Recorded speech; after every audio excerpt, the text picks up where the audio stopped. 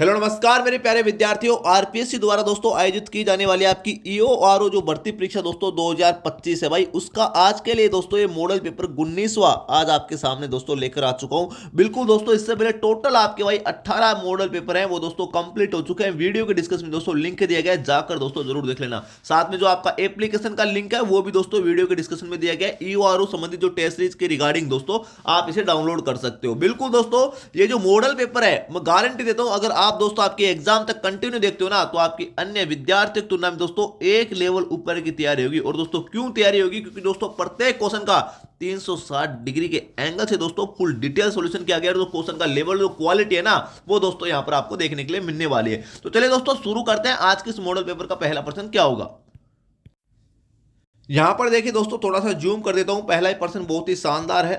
क्या बोल रहा है दोस्तों? राजस्थान एकीकरण से संबंधित दोस्तों आपका एक क्वेश्चन है। क्या बोल रहा है दोस्तों? 30 मार्च दोस्तों 1949 को वृहद राजस्थान का दोस्तों उद्घाटन किसने किया था? बात हो रही है दोस्तों राजस्थान के एकीकरण के चौथे चरण की, ग्रेटर राजस्थान के दोस्तों बात हो रही है, चौथे चरण की बात हो रही है। ठीक है, इसका उद्घाटन किसने किया था? पंडित जवाहरलाल नेहरू, राधा कृष्ण सर्वपल्ली, सरदार वल्लभ भाई पटेल या दोस्तों मोहनलाल सुखाड़िया। देखिए दोस्तों, हमारे इस क्वेश्चन का आंसर हो जाएगा दोस्तों उत्तर नंबर 3 दोस्तों बिल्कुल करेक्ट हो जाएगा भाई। 30 मार्च 1949 की बात हो रही है, राजस्थान एकीकरण के चौथे चरण, इसको ग्रेटर राजस्थान भी कहते हैं। इसका उद्घाटन सरदार वल्लभ भाई पटेल ने किया था। देखिए पहले और दूसरे चरण, पहले और दोस्तों दूसरे चरण का उद्घाटन किया था दोस्तों आपके एनवी गोडगिल ने। ध्यान रखना दोस्तों, एनवी गोडगिल ने दोस्तों किया था। राजस्थान एकीकरण के दोस्तों मैं बात करूं तीसरे चरण की है ना, तीसरे चरण की दोस्तों अगर मैं बात करता हूं तो इसका उद्घाटन किया था आपके पंडित जवाहरलाल नेहरू ने। और दोस्तों चौथे चरण का उद्घाटन किया था सरदार वल्लभ भाई पटेल ने। इस बात का आपको मालूम होना चाहिए। ठीक है, इसके अलावा देखिए दोस्तों राजस्थान एकीकरण के चौथे चरण से संबंधित जितने भी इंपॉर्टेंट फैक्ट है वो दोस्तों हम देखते हैं। यहां पर देखिए दोस्तों, राजस्थान एकीकरण का भाई चौथा चरण वृहद राजस्थान, जिसे ग्रेटर राजस्थान के नाम से जाना जाता है, निर्माण दोस्तों इसका उद्घाटन कब किया गया? 30 मार्च 1949 को। ये डेट बड़ी इंपॉर्टेंट, रट लेना। संयुक्त राजस्थान में दोस्तों 4 बड़ी रियासतों को मिलाकर संयुक्त राजस्थान एकीकरण का तीसरा चरण था। इस बात का ध्यान रखना, इसमें 4 बड़ी रियासतों को दोस्तों शामिल करके वृहद राजस्थान का दोस्तों निर्माण किया गया है। ठीक है, कौन कौन सी 4 बड़ी रियासत थी? तो जयपुर, जोधपुर, बीकानेर और जैसलमेर, इन 4 बड़ी रियासतों को दोस्तों राजस्थान के एकीकरण के चौथे चरण 30 मार्च 1949 को शामिल किया गया था। और इन चौथे चरण में 4 बड़ी रियासतों के शामिल होने के उपलक्ष्य में दोस्तों प्रतिवर्ष 30 मार्च को दोस्तों राजस्थान दिवस मनाया जाता है। इस बात का ध्यान रखना, बहुत ही बेहतरीन दोस्तों फैक्ट है। राजस्थान दिवस दोस्तों क्यों मनाया जाता है? क्योंकि 30 मार्च को दोस्तों 30 मार्च 1949 को जयपुर, जोधपुर, बीकानेर, जैसलमेर, इन 4 बड़ी रियासतों को दोस्तों शामिल होने के उपलक्ष्य में प्रतिवर्ष राजस्थान दिवस मनाया जाता है। इस बात का ध्यान रखना। ठीक है, ये तो हो गई बात चौथे चरण की। अब दोस्तों इसके उद्घाटनकर्ता, राज प्रमुख और दोस्तों मुख्यमंत्री, ये सब कौन थे? तो यहां पर देखिए दोस्तों, बहुत ही बेहतरीन दोस्तों फैक्ट बताने वाला हूं आपको। क्या बोल रहा है? तो उसका उद्घाटन करता था सरदार वल्लभ भाई पटेल, जो आपके अभी क्वेश्चन में है। इसका राज प्रमुख पूछे तो दोस्तों जयपुर के महाराजा मान सिंह द्वितीय थे इस उस समय। और दोस्तों प्रधानमंत्री पूछे तो हीरालाल शास्त्री था। और चौथे चरण की राजधानी किसे बनाया गया था? तो जयपुर को बनाया गया था। इस बात का दोस्तों ध्यान रखना। ठीक है, अब ये तो मैंने आपको बता दिया, इनको याद कैसे करें तो इनकी ट्रिक भी दोस्तों आपको बता देता हूं। कंप्लीट दोस्तों आपको याद हो जाएगा। राजस्थान के पहले चरण से लेकर चौथे चरण तक के दोस्तों उद्घाटनकर्ता, राज प्रमुख, प्रधानमंत्री और दोस्तों राजधानी कंप्लीट आपको याद हो जाएगा। यहां पर देखिए दोस्तों, अगर दोस्तों आपको राज प्रमुख पूछे ना, तो पहले चरण का राज प्रमुख था दोस्तों यहां पर धौलपुर का शासक उदयभान सिंह। आपको याद करना है उदय विभूष, इतना सा याद करना है, राज प्रमुख कंप्लीट हो जाएंगे। प्रथम चरण का राज प्रमुख उदयभान सिंह, द्वितीय चरण का राज प्रमुख भीम सिंह, कोटा के शासक भीम सिंह, तीसरे चरण का राज प्रमुख था मेवाड़ के महाराणा भूपाल सिंह, और चौथे चरण का जयपुर के महाराजा मान सिंह। ये आपको राज प्रमुख कंप्लीट हो गए। ठीक है, उदय विभूष याद करना है। प्रधानमंत्री की मैं बात करूं तो सोगो माही दोस्तों आपको याद करना है। देखिए साम दाम दंड भेद याद होना चाहिए कुल मिलाकर बात। सोगो माही आपको याद करना है। इसमें शोभाराम कुमार, गोकुलाल लसवा, माणिक्यलाल वर्मा और हीरालाल शास्त्री पहला चरण, दूसरा चरण, तीसरा चरण और चौथा चरण के प्रधानमंत्री। ठीक है, उद्घाटनकर्ता अगर आपको पूछ ले तो गोडगिल, नेहरू, पटेल आपको याद करना है। देखिए गोडगिल पहले और दूसरे चरण के उद्घाटनकर्ता है, नेहरू, जवाहरलाल नेहरू तीसरे चरण के, और दोस्तों आपके पटेल, सरदार वल्लभ भाई पटेल चौथे चरण के उद्घाटन करता है। इस प्रकार से याद कर लेना। पूरे यूट्यूब पर दोस्तों शायद ही आपको ऐसा कंटेंट दोस्तों देखने के लिए मिलेगा। और बताइए दोस्तों और क्या बाकी रहेगा इसमें? फिर से बता रहा हूं, स्क्रीनशॉट ले लेना। ऐसा कंटेंट दोस्तों रट के जाओगे ना तो 100% आपका दोस्तों सिलेक्शन होगा आपके एग्जाम में। चले दोस्तों देखते हैं हमारे क्वेश्चन को फिर से। तो यहां पर दोस्तों हमारे इस क्वेश्चन का आंसर उत्तर नंबर 3 बिल्कुल करेक्ट हो जाएगा। नेक्स्ट क्वेश्चन देख लेते हैं दोस्तों क्या होगा। यहां पर देखिए दोस्तों बहुत ही बेहतरीन लेवल का प्रश्न है। क्या बोल रहा है दोस्तों, राजस्थान में निम्नलिखित में से किस स्थान पर एक नरसंहार हुआ था जिसे महात्मा गांधी ने दोस्तों जलियांवाला बाग हत्याकांड से भी अधिक दोस्तों भीषण बताया था? वो कौन सा दोस्तों हत्याकांड था? नीमूचाणा हत्याकांड, मेवाड़ हत्याकांड, जयपुर हत्याकांड है दोस्तों उदयपुर हत्याकांड। हमारे इस क्वेश्चन का आंसर हो जाएगा उत्तर नंबर 1 बिल्कुल करेक्ट हो जाएगा, नीमूचाणा हत्याकांड है। देखिए नीमूचाणा हत्याकांड एग्जाम के पॉइंट ऑफ व्यू से बड़ा इंपॉर्टेंट है, हाथ में नोटबुक रखिए और दोस्तों नोट करते जाएगा। नीमूचाणा हत्याकांड की बात करूं तो दोस्तों ये हुआ था अलवर रियासत में, अलवर रियासत में हुआ था। और दोस्तों कब हुआ था? तो 14 मई, यहां पे नोट करना भाई, 14 मई 1925 को दोस्तों ये नीमूचाणा हत्याकांड हुआ था, इस बात का ध्यान रखना। एग्जाम में क्वेश्चन ये भी पूछा जाता है कि नीमूचाणा हत्याकांड के समय अलवर का शासक कौन था? तो अलवर का शासक था जय सिंह। याद रखना दोस्तों, जितने फैक्ट बता रहा हूं एग्जाम में पूरे दोस्तों पूछे गए। ठीक है, गोलियां किसने चलवाई थी इस हत्याकांड में? तो दोस्तों ध्यान रखना, अलवर के जो कमांडर था ना दोस्तों छज्जू सिंह ने दोस्तों गोलियां चलवाई थी, इस बात का ध्यान रखना इसमें, है ना। कमांडर छज्जू सिंह ने नीमूचाणा हत्याकांड में दोस्तों क्या चलवाई थी? गोलियां चलाई थी। और छज्जू सिंह को दोस्तों क्या कहा जाता है? राजस्थान का जनरल डायर कहा जाता है। राजस्थान का जनरल डायर दोस्तों किसे कहा जाता है? डायर किसे कहा जाता है? तो दोस्तों छज्जू सिंह को कहा जाता है, इस बात का ध्यान रखना। क्योंकि जो जनरल डायर था ना, उसने दोस्तों जलियांवाला बाग जो हत्याकांड हुआ था उसमें गोलियां चलवाई थी। तो उसी के समक्ष दोस्तों, उसी के तरह दोस्तों इसने यहां पर दोस्तों गोलियां चलाई थी कमांडर छज्जू सिंह ने, इसलिए इसको राजस्थान का जनरल डायर कहा जाता है। इतना आपका कंसेप्ट क्लियर? ठीक है। इसके अलावा राजस्थान में एक हत्याकांड और फेमस है दोस्तों, डाबी हत्याकांड है। बहुत ही फेमस हत्याकांड है डाबी हत्याकांड, एग्जाम के पॉइंट ऑफ व्यू से बड़ा इंपॉर्टेंट है। यह कब हुआ था दोस्तों पूछ ले तो दोस्तों ध्यान रखना, 2 अप्रैल 1923 को दोस्तों यह हत्याकांड हुआ। किस किसान आंदोलन के दौरान हुआ? तो बूंदी किसान आंदोलन के दौरान दोस्तों। ठीक है, देखिए दोस्तों ऑथेंटिक कंटेंट बताने में यार टाइम लगता है, मैं जो बताऊंगा ना आपकी एग्जाम में दोस्तों, सरस्वती जो माता है उसकी कसम खा के बोल रहा हूं, हूबहू टपकेगा दोस्तों। देखिए 2 अप्रैल 1923 को यह हत्याकांड हुआ, बूंदी किसान आंदोलन के दौरान हुआ। और इसमें गोलियां किसने चलाई थी? तो नाम बड़ा इंपॉर्टेंट है, ध्यान रखना, इकराम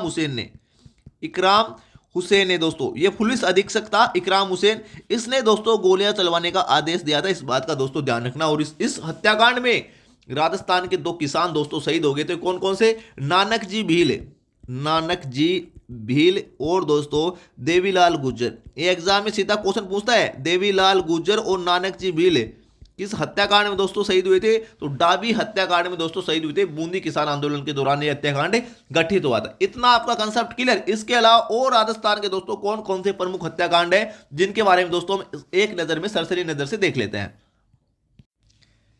यहां पर देखिए दोस्तों, फैक्ट देखिए दोस्तों, पूरे फैक्ट नजर आएंगे दोस्तों, इसलिए बता रहा हूं। Q50 जीके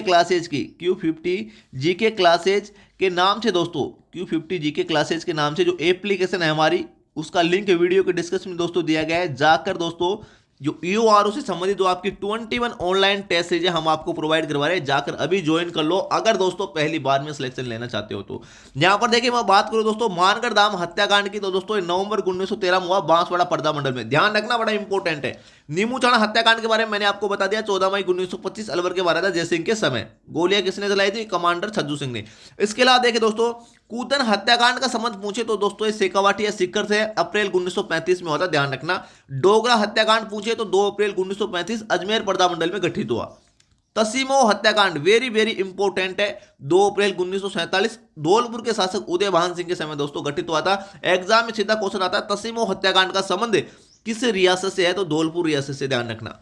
डावड़ा हत्याकांड पूछे आपको तो दोस्तों इसका संबंध है मार्च 1947 को गठित हुआ मारवाड़ पर्दा मंडल से, जोधपुर पर्दा मंडल से। ठीक है, इसके अलावा देखिए कागड़ हत्याकांड पूछे 2 अप्रैल 1947 बीकानेर पर्दा मंडल में गठित हुआ। और रास्तापाल हत्याकांड ये भी बड़ा इंपॉर्टेंट है, जून 1947 में जो कालीबाई थी ना, अरे कालीबाई डूंगरपुर वाली कालीबाई, उससे संबंधित दोस्तों डूंगरपुर पर्दा मंडल में दोस्तों गठित हुआ था रास्तापाल हत्याकांड। ये आपके कंप्लीट हत्याकांड हो गए। इससे संबंधित जिंदगी में कभी दोस्तों और कोई क्वेश्चन पूछ लेना तो दोस्तों आप बता देना। बिल्कुल दोस्तों एक ऑथेंटिक यूनिक और जेन्युइन कंटेंट है EORO के लिए दोस्तों, खूब यहां से एग्जाम में क्वेश्चन भाई छपेगा। ठीक है, नेक्स्ट क्वेश्चन देख लेते हैं दोस्तों क्या होगा।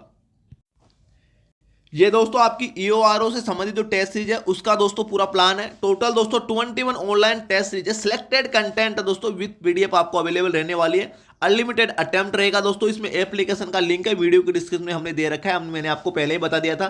जाकर क्या करना है, Q50 GK क्लासेज के नाम से गूगल प्ले स्टोर पर आप डायरेक्ट भी दोस्तों इसे डाउनलोड कर सकते हो। खास बात यह है कि दोस्तों इसमें पार्ट ए और पार्ट बी दोनों को दोस्तों इसमें कवर किया गया है। टोटल 120% रहेंगे दोस्तों हर एक टेस्ट में, और पूरा फरवरी 2024 तक का पूरा लेटेस्ट कंटेंट दोस्तों यहां पर आपको देखने के लिए मिलने वाला है। क्योंकि पिछली बार से लेकर बहुत सारी योजनाओं का नाम डेटा चेंजेज हो चुके हैं, तो दोस्तों विद जो आर्थिक समीक्षा आई है अभी आपकी फरवरी में, उसमें दोस्तों दिसंबर 2024 तक के डेटा दे रखे हैं, वो भी दोस्तों इसमें इंक्लूड है। ठीक है, हमारा पहला टेस्ट दोस्तों बिल्कुल फ्री है, डेमो के तौर पर दोस्तों जाकर ज्वाइन करना। टेस्ट सीरीज परचेज करो या नहीं करो वो एक अलग बात है, परचेज मैं दोस्तों प्रचार नहीं कर रहा हूं, लेकिन डेमो देखना आपको मालूम पड़ेगा किस लेवल और किस क्वालिटी का दोस्तों कंटेंट है। 360 डिग्री के एंगल से फुल डिटेल दोस्तों सॉल्यूशन किया गया, और सॉल्यूशन इस कदर से किया गया है कि आपको क्वेश्चन के सॉल्यूशन में यार क्वेश्चन देखने के लिए मिलेगा। डाउट नाम की चीज ही दोस्तों आपकी खत्म हो जाएगी। फिर भी अगर आपको कोई डाउट रहता है तो इस नंबर पे आप कॉल कर सकते हो, इस नंबर से डायरेक्ट एप्लीकेशन का लिंक सेंड करवा सकते हो। Q50 GK क्लासेस के नाम से आप दोस्तों गूगल प्ले स्टोर पे डायरेक्ट सर्च कर सकते हो। ये जो टेस्ट सीरीज है दोस्तों 299 प्लस 10-15 रुपए आपकी GST अलग लगेगी, तो टोटल दोस्तों 317 रुपए में आपको टेस्ट सीरीज पढ़ने वाले। अभी दोस्तों जाकर दोस्तों परचेज कर लीजिए, डाउनलोड कर लीजिए एप्लीकेशन को। ठीक है, इसके अलावा कोई फिर भी कोई डाउट रहे तो इस नंबर पर आप कॉल कर सकते हैं। आते हैं दोस्तों फिर से हमारे क्वेश्चन पर। यहां पर दोस्तों हमारे इस क्वेश्चन का आंसर उत्तर नंबर 1 बिल्कुल करेक्ट होता है, नींबू चाना। ये 1857 की क्रांति से संबंधित क्वेश्चन है, ये आपके सिलेबस में नहीं है भाई। ठीक है ना, नेक्स्ट क्वेश्चन देख लेते हैं क्या होगा। यहां पर देखिए दोस्तों बहुत ही गजब का प्रश्न है दोस्तों। क्या बोल रहा है, तारागढ़ का किला दोस्तों, तारागढ़ का किला किस प्रकार के दुर्ग का दोस्तों श्रेष्ठ उदाहरण है। उदक, गिरी, धवन्या दोस्तों जल। हमारे इस क्वेश्चन का आंसर उत्तर नंबर 2 बिल्कुल करेक्ट होता है, गिरी दुर्ग है दोस्तों। और राजस्थान में 2 जगह तारागढ़ का किला स्थित है, 2 जगह। कौन कौन सी 2 जगह हैं वो दोस्तों, एक तो तारागढ़ का किला दोस्तों कहां पर स्थित है, एक तो है दोस्तों आपकी बूंदी में, एक तो बूंदी में, और एक कहां पर स्थित है, एक है आपका अजमेर में। ध्यान रखना दोस्तों, बहुत ही गजब की बात बताने वाला हूं, एक अजमेर में एक बूंदी में। इस बूंदी वाले तारागढ़ का निर्माण दोस्तों किसने करवाया था, बूंदी के तारागढ़ के किले का निर्माण किसने करवाया था, तो राव बरसिंह ने करवाया था, राव बरसिंह। बहुत बार एग्जाम में पूछा जाता है, इस बात का ध्यान रखना कि बूंदी के तारागढ़ के दुर्ग का निर्माण किसने करवाया था, राव बरसिंह ने। अजमेर के तारागढ़ दुर्ग का निर्माण करवाया था अजयपाल चौहान ने, अजय राज चौहान ने, अजयपाल ने भाई, अजय राज चौहान ने दोस्तों इसका निर्माण करवाया था, इस बात का ध्यान रखना।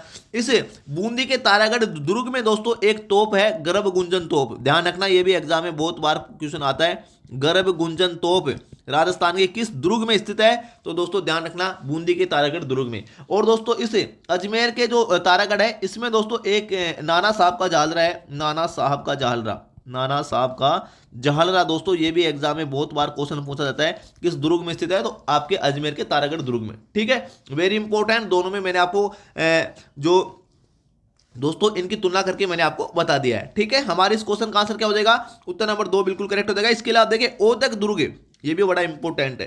राजस्थान में ओदक दुर्ग का मतलब क्या होता है, जल दुर्ग। ये दोनों एक ही बात है दोस्तों, ओदक दुर्ग और जल दुर्ग। जल दुर्ग को ही ओदक दुर्ग कहते हैं, और राजस्थान में टोटल 3 ही क्या है, ओदक दुर्ग है, मतलब जल दुर्ग है। कौन कौन से, एक तो गागरोन का किला, गागरोन का किला दोस्तों कहां पर है, झालावाड़ में ना, गागरोन का किला, ये जल दुर्ग का सबसे बेहतरीन दोस्तों उदाहरण है। 2 नंबर पे आ जाएगा भैंसरोडगढ़ का किला जो चित्तौड़गढ़ में, भैंसरोडगढ़ का किला दोस्तों, इसे राजस्थान का क्या कहते हैं दोस्तों, इसे राजस्थान का दोस्तों वेल्लोर कहा जाता है। ठीक है, और 3 नंबर पे है दोस्तों आपका शेरगढ़ बारा वाला, शेरगढ़ बारा का जो किला है ना, ये दोस्तों जल दुर्ग का श्रेणी में है। शेरगढ़ बारा के किले को दोस्तों कोसवर्धन दुर्ग के नाम से जाना जाता है, कोसवर्धन दुर्ग के नाम से दोस्तों जाना जाता है, इस बात का दोस्तों ध्यान रखना। तो दोस्तों ये 3 जल दुर्ग हैं, गागरोन का किला, भैंसरोडगढ़ का किला और दोस्तों शेरगढ़। रट लेना दोस्तों, पूरे यूट्यूब पर शायद ही ऐसा कंटेंट दोस्तों आपको देखने के लिए मिलेगा। आगे देखिए दोस्तों, नेक्स्ट क्वेश्चन है, क्या बोल रहा है, देखिए दोस्तों क्या बोल रहा है, सुरजन, अहमद अली, रामलाल, श्री कृष्ण और दोस्तों साधुराम किस शैली के प्रमुख चित्रकार है। बहुत बार एक क्वेश्चन दोस्तों रिपीट हुआ है, यही नाम दोस्तों बार बार रिपीट होते हैं, तो ध्यान रखना। नाथद्वारा, अजमेर, अलवर, बूंदी। हमारे इस क्वेश्चन का आंसर उत्तर नंबर 3 बिल्कुल करेक्ट हो जाएगा। ये बूंदी चित्रकला शैली के दोस्तों क्या है, प्रमुख चित्रकार है। और दोस्तों बूंदी चित्रकला शैली पशु पक्षियों के चित्रण के लिए जानी जाती है, पशु पक्षियों के चित्रण के लिए जानी जाती है, इस बात का ध्यान रखना। अगर आपको कोटा चित्रकला शैली पूछ ले, कोटा चित्रकला शैली दोस्तों अगर आपको पूछ ले, तो कोटा चित्रकला शैली शिकार के चित्रण के लिए जानी जाती है, शिकार के चित्रण के लिए जानी जाती है। मतलब कोटा चित्रकला शैली में दोस्तों रानियों को शिकार करते हुए दर्शाया गया है, ठीक है ना, इस बात का ध्यान रखना। तो ये दोनों आपके कंसेप्ट क्लियर। इसके अलावा दोस्तों अगर आपको कोटा चित्रकला शैली के प्रमुख चित्रकार पूछ ले तो आपको करना है दोस्तों, यहाँ पे नोट करना, मैं आपको बताता हूँ। कोटा के पूछ ले ना, कोटा चित्रकला शैली के पूछ ले तो आपको प्रमुख चित्रकारों के नाम बताता हूँ। रघुनाथ, ध्यान रखना दोस्तों, बहुत बार एग्जाम में पूछा गया है। रघुनाथ हो गया, गोविंद हो गया, गोविंद डालू, डालू और दोस्तों लच्छी राम, चार चित्रकार रट लो, कोटा चित्रकला शैली के प्रमुख चित्रकार है। इसके अलावा देखिए मैं बात करता हूं नाथ द्वारा चित्रकला शैली की दो महिला चित्रकार, इनका नाम भाई जरूर याद करना।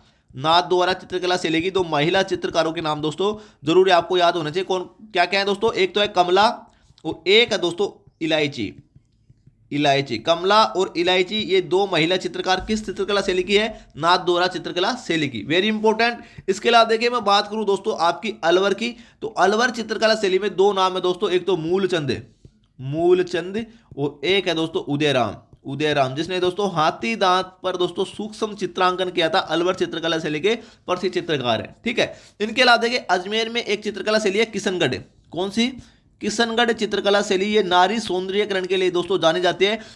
और दोस्तों इसी चित्रकला शैली में एक चित्र था दोस्तों मोनालिसा, अरे कुंभ वाली मोनालिसा नहीं है ना, राजस्थान की दोस्तों मोनालिसा किसे कहा जाता है, तो दोस्तों बनी ठनी को कहा जाता है ना, बनी ठनी। ये दोस्तों किस चित्रकला शैली की विशेषता है, किशनगढ़ चित्रकला शैली की। और दोस्तों इसके चित्रकार कौन थे, तो निहाल चंद दोस्तों, इस बात का ध्यान रखना।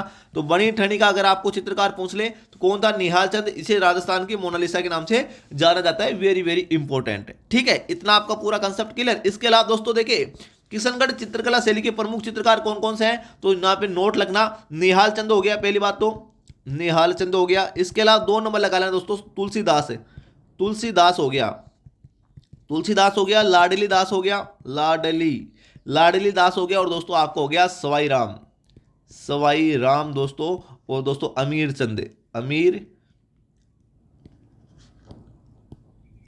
चंद दोस्तों, ये याद कर लो दोस्तों आप पूरे। दोस्तों आपको जितने भी चित्रकार थे मैंने आपको बता दिया, जितने भी इंपॉर्टेंट हैं एग्जाम के पॉइंट ऑफ व्यू से बड़ा इंपॉर्टेंट, उत्तर नंबर 3 बिल्कुल करेक्ट हो जाएगा, ठीक है। नेक्स्ट क्वेश्चन देख लेते हैं दोस्तों क्या होगा। यहां पर देखिए दोस्तों क्वेश्चन का लेवल देखिए मैं आपको पहले बताता हूं दोस्तों, मैं जो बताऊंगा ना टाइम लगता है दोस्तों, ऐसा नहीं कि क्वेश्चन पढ़ा आपके सामने उत्तर बता दे इसका आंसर ये होगा, ऐसा नहीं है दोस्तों। कंसेप्ट क्लियर होना चाहिए आपका, अगर कंसेप्ट क्लियर हो गया ना तो एग्जाम में क्वेश्चन दोस्तों गलत नहीं होगा आपका, ये गारंटी है हमारी। यहां पर देखिए दोस्तों मेवाड़ में दीपावली के 15 दिन पहले, किस क्षेत्र की बात हो रही है, मेवाड़ में 15 दिन पहले दोस्तों अक्सर लड़के लड़कियां घर जाकर दोस्तों गीत गाते हैं। लड़कियों द्वारा गाए जाने वाले गीतों को दोस्तों क्या कहा जाता है, गडालियो, लोवाड़ी, हरनिया दोस्तों, रात्रि जागरण, उत्तर नंबर 1 बिल्कुल करेक्ट हो जाएगा, गडालियो दोस्तों कहा जाता है, ध्यान रखना। ये तो हो गई दोस्तों गडालियो की बात। इसके अलावा अगर आपको पूछ ले कि गुड़ला लोकगीत कहां गाया जाता है, तो गुड़ला गाया जाता है दोस्तों जोधपुर में, इस बात का ध्यान रखना। गुड़ला नृत्य भी जोधपुर का प्रसिद्ध है और गुड़ला गीत भी दोस्तों जोधपुर में गाए जाते हैं, ठीक है। इसके अलावा देखिए दोस्तों अगर आपको क्वेश्चन पूछ ले कि एक क्वेश्चन बार बार एग्जाम में आता है, पटेलियो लालर और बिच्छियो, ये दोस्तों मारवाड़ में क्या है, तो ध्यान रखना ये लोक गीतों के प्रकार हैं, क्या है, लोक गीतों के प्रकार है। ऑप्शन में आता है लोक नृत्य है, लोक गीत है ना, या दोस्तों राजस्थान के प्रमुख आभूषण है, तो ध्यान रखना पटेलियो लालर बिच्छियो दोस्तों क्या है, लोक गीत है, इस बात का दोस्तों ध्यान रखना, बहुत बार एक क्वेश्चन रिपीट हुआ है। नेक्स्ट क्वेश्चन देख लेते हैं दोस्तों क्या होगा। यहां पर देखिए दोस्तों क्या बोल रहा है भाई, जसनाती पंथ के किस प्रकार के नृत्य की उत्पत्ति दोस्तों बीकानेर के कतियारसर गांव में हुई है।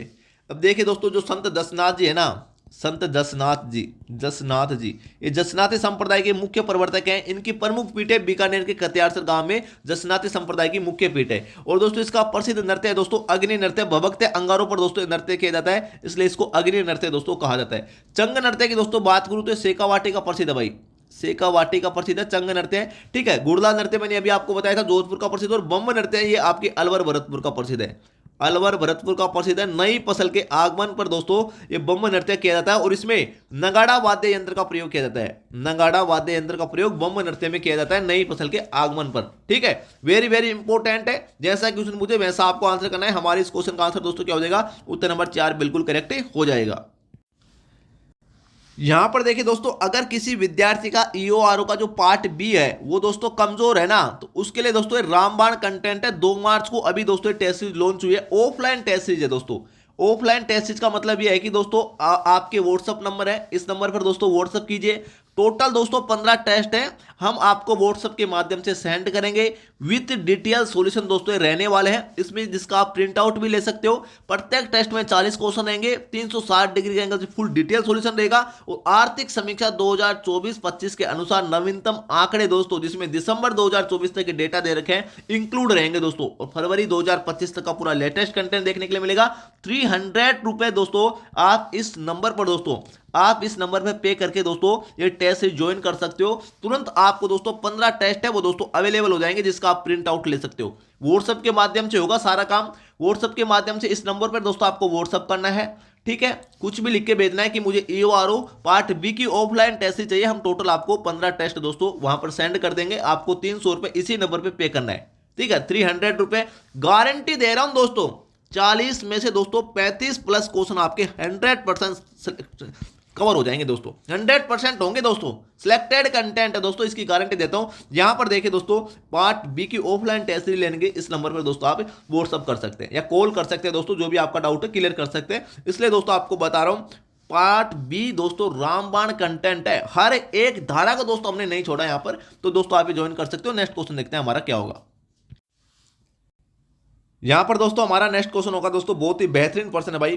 क्या बोल रहा है, किस संत के दोस्तों आध्यात्मिक विचारों को पुस्तकों में दोस्तों संकलित किया गया है। एक का शीर्षक दोस्तों मंत्र राज प्रकाश है। हमारी इस क्वेश्चन का आंसर क्या हो जाएगा, दादू दयाल, लालदास, पीपा या दोस्तों हरिदास।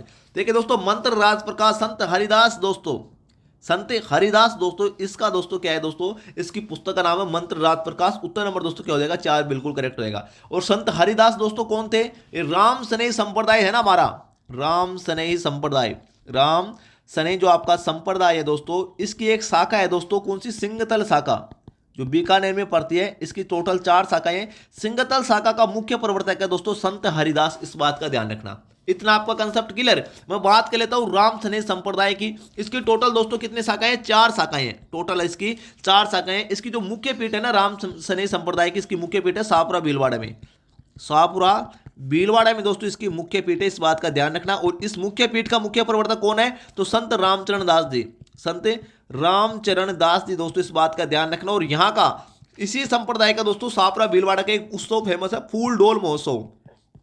फूल डोल महोत्सव दोस्तों किस संप्रदाय का प्रसिद्ध है, तो ध्यान रखना आपके राम स्नेही संप्रदाय का प्रसिद्ध है, जो शाहपुरा भीलवाड़ा में आयोजित किया जाता है, ठीक है। इसके मुख्य प्रवर्तक संत रामचरण दास जी। इसकी दोस्तों ये तो होगी पहली शाखा। दूसरी शाखा की दोस्तों अगर मैं बात करूं, तो इसकी दूसरी शाखा है दोस्तों आपके रेण नागौर में, रेण नागौर में पड़ती है दोस्तों। इसकी दूसरी शाखा के मुख्य प्रवर्तक है रेण नागौर के संत दरियाव जी, संत दरियाव जी, दरियाव जी, ठीक है, ये आपको ध्यान रखना। तीसरी शाखा मैंने आपको बता दिया सिंगतल बीकानेर में संत हरिदास जी। और इसकी चौथी शाखा दोस्तों खेड़ापा जोधपुर में है, खेड़ापा जोधपुर में दोस्तों इसकी चौथी शाखा है, इस बात का ध्यान रखना। और इस शाखा के मुख्य प्रवर्तक है संत दोस्तों रामदास, संत रामदास जी, ठीक है। इस बात का ध्यान रखना, जैसा क्वेश्चन मुझे वैसा आपको आंसर करना है। हमारे इस क्वेश्चन का आंसर दोस्तों क्या हो जाएगा, उत्तर नंबर 4 बिल्कुल करेक्ट हो जाएगा। मैं बात कर लेता हूं थोड़ी सी दोस्तों दादू संप्रदाय की भी। तो संत दादू दयाल को दोस्तों राजस्थान का कबीर कहा जाता है, पहली बात ध्यान रखना। राजस्थान का संत दादू दयाल को दोस्तों क्या कहा जाता है दोस्तों, राजस्थान का कबीर दोस्तों, कबीर कहा जाता है, पहली बात। दूसरी बात नोट करना, इस दादू संप्रदाय की जो मुख्य पीठ है ना, दादू संप्रदाय की मुख्य पीठ वो कहां पर है दोस्तों, नारायणा दोस्तों जयपुर में दोस्तों इसकी क्या है भाई, मुख्य पीठ है, इस बात का भी ध्यान रखना। और इसके जो प्रमुख शिष्य होते हैं उनको दोस्तों क्या कहा जाता है, 52 स्तंभ कहा जाता है, 52 स्तंभ। दादू संप्रदाय के प्रमुख शिष्य को 52 स्तंभ के नाम से जाना जाता है। और इसके प्रमुख शिष्यों में दोस्तों कौन कौन आते हैं, तो दादू संप्रदाय के प्रमुख शिष्य में आते हैं दोस्तों संत सुंदरदास जी, संत सुंदरदास जी आ गया दोस्तों, बखना जी हो गए, बखना जी, रज्जब जी, ठीक है, माधोदास जी दोस्तों, माधोदास जी, गरीबदास जी। ये एग्जाम में क्वेश्चन पूछा जाता है कि संत दादू दयाल के प्रमुख शिष्यों में निम्नलिखित में से कौन सा एक नहीं है, तो ध्यान रखना सुंदरदास, बखना, रज्जब जी, माधोदास जी, गरीबदास जी और दोस्तों जगन्नाथ जी दोस्तों, और मी स्किन दास जी, ये प्रमुख शिष्य, इनको रट लो, जिनको 52 स्तंभ के नाम से जाना जाता है, ठीक है। इसके अलावा देखिए दोस्तों मैं बात करूं अगर आपके लाल दास संप्रदाय की, तो लाल दास संप्रदाय दोस्तों इसके मुख्य प्रवर्तक हैं ये लाल दासी संप्रदाय के लाल दासी संप्रदाय के दोस्तों क्या है, मुख्य प्रवर्तक है, इस बात का ध्यान रखना, संत लाल दास। और इनका जन्म दोस्तों अलवर में, अलवर के डेहरा, डेहरा जो गांव है वहां पर दोस्तों, सॉरी अलवर के डेहरा गांव से संबंधित नहीं है ये दोस्तों, संबंधित है आपके, एक मिनट दोस्तों, ये आपके संबंधित है दोस्तों, ये आपके संबंधित है दोस्तों अलवर के धौलीधूप ग्राम से, धौलीधूप ग्राम से दोस्तों संबंधित है। भाई ग्राम डेहरा से दोस्तों संत चरणदास का संबंध है, ठीक है। अलवर के धौलीधूप ग्राम से इसका जन्म दोस्तों हुआ था संत लालदास का। और दोस्तों इसकी मुख्य पीठ कहाँ है, तो भरतपुर नंगला में, भरतपुर नंगला में दोस्तों इसकी मुख्य पीठ है। देखिए यार गलती हो जाती है बोलने में, है ना, मैंने आपको तुरंत बता दिया दोस्तों कि ये यहाँ पर ये मिस्टेक हुई है, ठीक है। डेहरा मैंने अभी आपको बताया, अलवर डेहरा में दोस्तों आपके संत चरणदास का जन्म हुआ था। और दोस्तों संत लालदास का जन्म कहां पर हुआ था, अलवर के धौलीधूप ग्राम में दोस्तों इसका जन्म हुआ। लेकिन इसकी मुख्य पीठ कहां पर है, भरतपुर के नंगला गांव में दोस्तों इसकी मुख्य पीठ है, इस बात का दोस्तों ध्यान रखना, ठीक है। इसके अलावा देखिए दोस्तों मैं संत लालदास की बात करूं तो संत लालदास दोस्तों जन्म से मुसलमान संत हैं, जन्म से मुसलमान दोस्तों ये संत हैं, इस बात का ध्यान रखना। सांप्रदायिक सद्भावना के लिए जाने जाते हैं। और अलवर के जो मेव जाति के लोग होते हैं ना, मेव जाति के लोग, वो दोस्तों इसके क्या है दोस्तों, अनुयायी होते हैं संत लालदास के। वेरी इंपॉर्टेंट, 3 संत आपके कंप्लीट हो चुके हैं। चौथा बता आपका संत पीपा, ये दोस्तों गागरोन का एक संत बनने से पहले क्या था, गागरोन है ना आपका झालावाड़, गागरोन का दोस्तों खींची चौहान शासक था, खींची चौहान शासक था दोस्तों, इस बात का ध्यान रखना। इसका बचपन का नाम क्या था, प्रताप था, इस बात का ध्यान रखना। बचपन का नाम पूछ लेना, संत पीपा के बचपन का नाम क्या था, तो प्रताप खींची चौहान था, प्रताप सिंह खींची चौहान, ठीक है, वेरी इंपॉर्टेंट। इसके अलावा देखिए दोस्तों इसके गुरु का नाम अगर आपको पूछ ले तो रामानंद था भाई, संत पीपा के गुरु का नाम क्या था, रामानंद। अगर आपको दोस्तों एग्जाम में क्वेश्चन पूछ ले कि राजस्थान में सर्वप्रथम भक्ति आंदोलन की अलग जगाने वाला संत कौन था, तो संत पीपा ही था, इस बात का दोस्तों ध्यान रखना। कौन था भाई, संत पीपा। राजस्थान में भक्ति आंदोलन की दोस्तों अलग जगाने वाला प्रथम संत कौन था, तो संत पीपा। और दर्जी समुदाय होता है ना राजस्थान में, जो दर्जी समुदाय होता है उसके आराध्य देव हैं दोस्तों संत पीपा, इसके आराध्य देव माने जाते हैं, ठीक है। इतना आपको कंसेप्ट आपका क्लियर हो जाना चाहिए। हमारे इस क्वेश्चन का आंसर क्या हो जाएगा, उत्तर नंबर 4 बिल्कुल करेक्ट हो जाएगा। जी हाँ, नेक्स्ट क्वेश्चन देखिए दोस्तों क्या होगा। यहां पर देखिए दोस्तों आधुनिक राजस्थान में उदयपुर, चित्तौड़गढ़, राजसमंद और भीलवाड़ा के क्षेत्र को में दोस्तों बोले जाने वाली बोली को क्या कहा जाता है, तो भाई ये बात हो रही है मेवाड़ की, तो मेवाड़ी बोली कहा जाता है, उत्तर नंबर 2 बिल्कुल करेक्ट हो जाएगा। मारवाड़ी, जोधपुर, मेवाती, अलवर, मालवी दोस्तों आपके कहां पर बोली जाती है, आपके दोस्तों हाड़ौती वाले क्षेत्र में बोली जाती है मालवी बोली, ठीक है, इस बात का ध्यान रखना। नेक्स्ट क्वेश्चन देख लेते हैं दोस्तों क्या होगा। यहां पर देखिए दोस्तों बहुत ही गजब का प्रश्न है, क्या बोल रहा है भाई, राजस्थानी साहित्य में दोस्तों रियासतों के शासकों ने अपने पराक्रम, विजय तथा अन्य महत्वपूर्ण कार्यों के इतिहास का लेखा जोखा अपने इतिहासकारों से दोस्तों लिखवाकर संजोया है। इस लेखा जोखा के वर्णन को दोस्तों क्या कहा जाता है, मतलब जो दोस्तों हमारे रियासतों के जो शासक थे उनके पराक्रम, उनकी विजयों का उल्लेख है, और दोस्तों उनके द्वारा जो महत्वपूर्ण कार्य किए गए हैं उनका उल्लेख दोस्तों जिससे में किया जाता है उसको क्या कहा जाता है, उनको ख्यात कहा जाता है। उत्तर नंबर 1 बिल्कुल करेक्ट हो जाएगा, ध्यान रखना, ठीक है। जैसे दोस्तों अगर आपको पूछ ले, जैसे मुंडियारी ख्यात है ना, मुंडियारी ख्यात है, मुंडियारी ख्यात में दोस्तों कहां के शासकों का दोस्तों उल्लेख किया गया है, तो दोस्तों जोधपुर के राठौड़ राजवंश का उल्लेख किया गया है, राठौड़ राजवंश का दोस्तों उल्लेख किया गया, इस बात का ध्यान रखना। अगर दोस्तों आपको पूछ ले दयालदास री ख्यात, दयालदास री दोस्तों जो ख्यात है उसमें दोस्तों किस रियासत के या किस रियासत का राजवंश का उल्लेख किया गया, तो बीकानेर के राठौड़ों का दोस्तों इसमें उल्लेख किया गया, बीकानेर के राठौड़ राजवंश का दयालदासरी ख्यात में दोस्तों उल्लेख किया गया है ना। तो उत्तर नंबर दोस्तों क्या हो जाएगा, 1 बिल्कुल करेक्ट हो जाएगा। इसके अलावा मैं बात करूं वचनिका, वचनिकाएं दोस्तों क्या होती है, वचनिका एक प्रकार की तुकांत रचनाएं होती हैं, एक प्रकार की तुकांत रचनाएं होती है जिसमें दोस्तों गद्य और पद्य दोनों शैलियां दोस्तों होते हैं। जैसे दोस्तों अगर मैं आपको बताऊं अचलदास खिचड़ी वचनिका, अचलदास खिचड़ी वचनिका, खिचड़ी वचनिका, भाई इसके लेखक कौन है, शिवदास गार्डन है। और ये दोस्तों किस किले में लिखी गई, गागरोन के किले में लिखी गई है, इस बात का भी दोस्तों ध्यान रखना। तो ये होती है वचनिका, ये तुकांत रचनाएं होती है दोस्तों एक प्रकार की। मैं बात करता हूं दोस्तों दवादेत की, तो दवादेत दोस्तों क्या होते हैं, ये दोस्तों कलात्मक काव्य शैलियां होती है इसमें, है ना, दवादेत कहते हैं। और जमाल दोस्तों जिसमें दोहे लिखे जाते हैं उसको जमाल कहा जाता है। तो हमारे इस क्वेश्चन का आंसर दोस्तों क्या हो जाएगा, उत्तर नंबर दोस्तों 1 बिल्कुल करेक्ट हो जाएगा, ख्यात, ठीक है। नेक्स्ट क्वेश्चन देखिए दोस्तों क्या होगा। यहां पर देखिए दोस्तों वेरी वेरी इंपॉर्टेंट, क्या बोला है, निम्न में से कौन सी मध्य अरावली की प्रमुख चोटी है जो अजमेर और जयपुर के बीच फैली हुई है। बात हो रही दोस्तों मध्य अरावली की, और मध्य अरावली दोस्तों तारागढ़ में है दोस्तों, ध्यान आपको मालूम होगा क्योंकि मध्य अरावली की सबसे ऊंची चोटी कहां पर स्थित है, अजमेर में स्थित है। और दोस्तों हमारे इस क्वेश्चन का आंसर उत्तर नंबर 1 बिल्कुल करेक्ट हो जाएगा। तारागढ़ जिसकी ऊंचाई है दोस्तों 873 मीटर दोस्तों, ठीक है ना। ये मध्य अरावली की सबसे ऊंची चोटी है। बहुत सारे स्टूडेंट को कंफ्यूजन रहता है कि सर ये नहीं, ये दूसरी चोटी है। तो मैं आपको बता दूं, राजस्थान हिंदी ग्रंथ अकादमी की बुक में दोस्तों तारागढ़ को ही मान रखा है, ध्यान रखना, ठीक है। अगर तारागढ़ ऑप्शन में नहीं हो तो आप वो बिल्कुल दूसरी चोटी कर सकते हो, गोरमजी घाट क्या है जो, ठीक है। इसके अलावा देखिए रघुनाथगढ़ की मैं बात करूं तो ये 1055 मीटर है। 1055 मीटर उत्तरी अरावली की सबसे ऊंची चोटी है। कहां पर स्थित है? सीकर में, ठीक है। अचलगढ़ की बात करूं तो अचलगढ़ दोस्तों 1380 मीटर इसकी ऊंचाई है और ये दोस्तों आपकी सिरोही में पड़ती है अचलगढ़। और दिलवाड़ा भी सिरोही में पड़ती है, इसकी ऊंचाई दोस्तों 1442 मीटर, ये दोस्तों आपकी सिरोही में स्थित है, ठीक है। इतना आपका पूरा कंसेप्ट क्लियर। राजस्थान की सबसे ऊंची चोटी कौन सी है? गुरु शिखर है। गुरु शिखर दोस्तों, गुरु शिखर जिसकी 1722 मीटर दोस्तों क्या है? ऊंचाई है। ये भी दोस्तों आपकी सिरोही जिले में ही पड़ती है, ठीक है। तो उत्तर नंबर क्या हो जाएगा दोस्तों हमारे इस क्वेश्चन का आंसर? उत्तर नंबर दोस्तों हो जाएगा 1 बिल्कुल करेक्ट हो जाएगा, ठीक है। नेक्स्ट क्वेश्चन देखिए दोस्तों क्या होगा। यहां पर देखिए दोस्तों बड़ा आसान सा प्रश्न है। माही नदी के किनारे दोस्तों कई द्वीपों की उपस्थिति के कारण निम्नलिखित में से किस शहर को 100 द्वीपों का शहर कहा जाता है? तो दोस्तों बांसवाड़ा को कहा जाता है। कई बार क्या होता है कि दोस्तों बिल्कुल इजी पर्सन के कारण दोस्तों आपका क्वेश्चन गलत हो जाता है।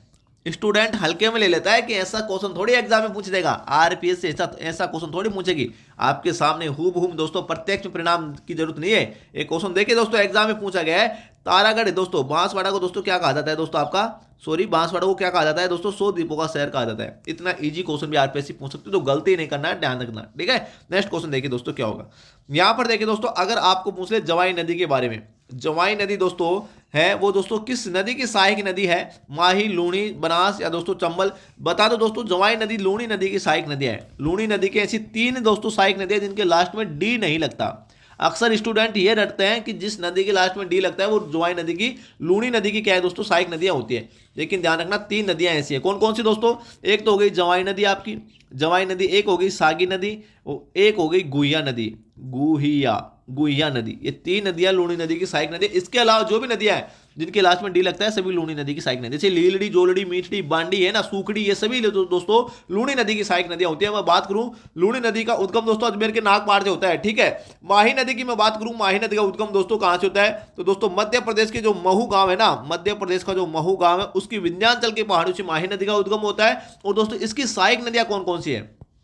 मैं बात कर लेता हूं दोस्तों माही नदी की सहायक नदियों की। दोस्तों भाई इसकी सहायक नदियां कौन कौन सी है माही नदी की? तो दोस्तों ध्यान रखना इसकी सहायक नदियां ईरू, नोट करना, ईरू नदी हो गई, ईरू हो गई, मोरेन भाई, मोरेल नदी अलग है, ध्यान रखना, मोरेल नदी अलग है, मोरेन नदी अलग है। तो ईरू, मोरेन और दोस्तों सोम हो गई, सोम नदी हो गई, जाखम नदी हो गई। ईरू, मोरेन, सोम, जाखम दोस्तों। इसके अलावा अनास नदी हो गई, चाप नदी हो गई। इसके अलावा दोस्तों आपकी बादर नदी हो गई, बादर और हरण। ये सभी नदियां दोस्तों माही नदी की सहायक नदियां। रट के जाना, बहुत बार एग्जाम में क्वेश्चन पूछा जाता है। मैं चंबा नदी की बात करूं, चंबा नदी का उद्गम दोस्तों मध्य प्रदेश के दोस्तों जनापाव गांव की पहाड़ियों से होता है, जनापाव गांव की पहाड़ियों से होता है चंबा नदी का उद्गम। और दोस्तों ये यहां पर नोट करना है इसकी सहायक नदियां कौन कौन सी? तो मेज हो गई, मेज नदी हो गई, कुराल नदी हो गई, कुराल नदी का संबंध बूंदी जिले से, ध्यान रखना। कुराल नदी हो गई, काली सिंध नदी हो गई, काली सिंध नदी हो गई, चंबा नदी की सहायक नदी।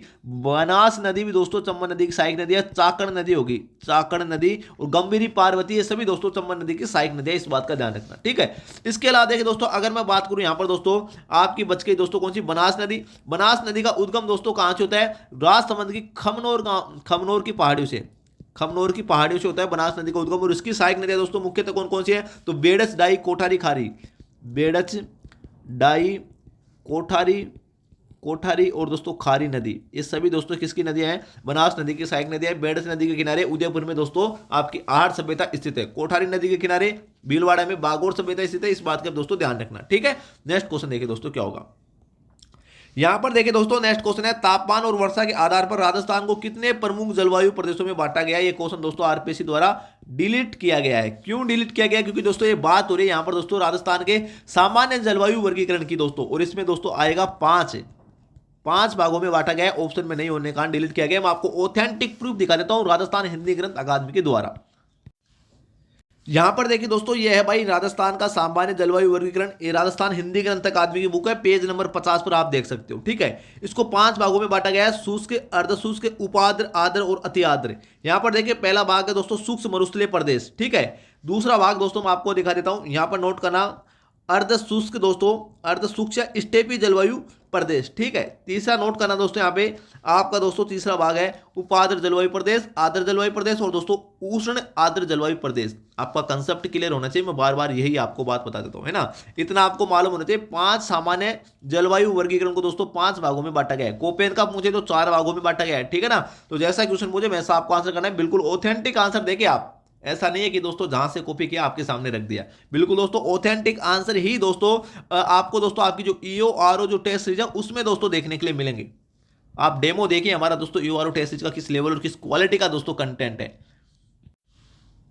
हमारा। दोस्तों नेक्स्ट क्वेश्चन दोस्तों क्या होगा, क्वेश्चन डिलीट किया गया, मैंने आपको बता दिया। आगे देखिए दोस्तों क्या बोल रहा है, किस प्रकार के वन दोस्तों केवल माउंट आबू क्षेत्र में पाए जाते हैं, जहां दोस्तों 150 सेंटीमीटर से अधिक वर्षा वाले क्षेत्रों में दोस्तों कौन से वन पाए जाते हैं। तो दोस्तों आपको बता दूं उष्ण कटिबंधीय सदाबहार वन पाए जाते हैं।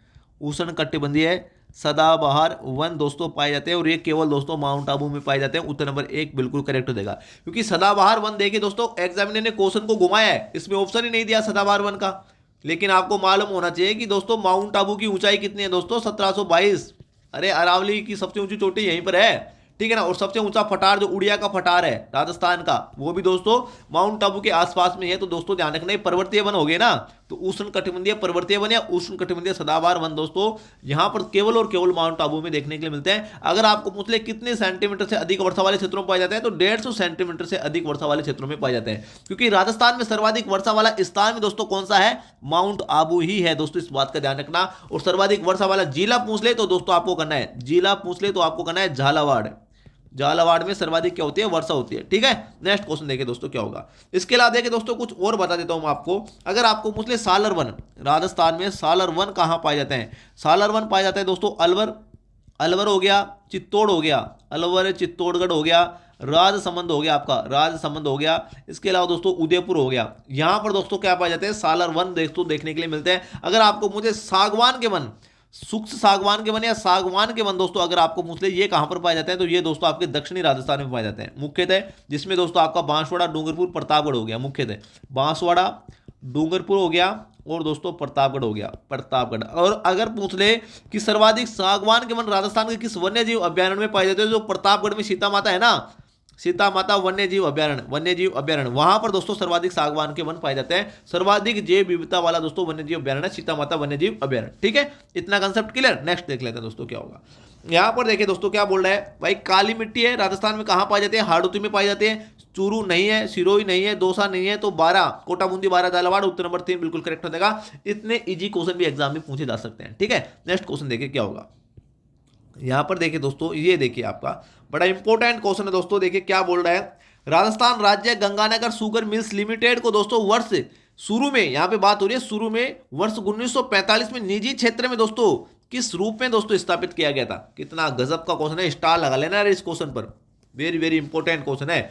Mewar sugar mills limited Chittorgarh के रूप में, महाराजा उसिरी उमेद मिल्स पाली के रूप में, केशोराय पाटन सहकारी चीनी कारखाना बूंदी के रूप में, दोस्तों बीकानेर औद्योगिक निगम लिमिटेड बीकानेर के रूप में। हमारे इस क्वेश्चन का आंसर उत्तर नंबर 4 बिल्कुल करेक्ट हो जाएगा। जो दोस्तों राज्य में गंगानगर में जो गंगानगर शुगर मिल्स लिमिटेड है उसको 1945 में दोस्तों निजी क्षेत्र के रूप में बीकानेर औद्योगिक निगम लिमिटेड के रूप में दोस्तों स्थापित किया गया था।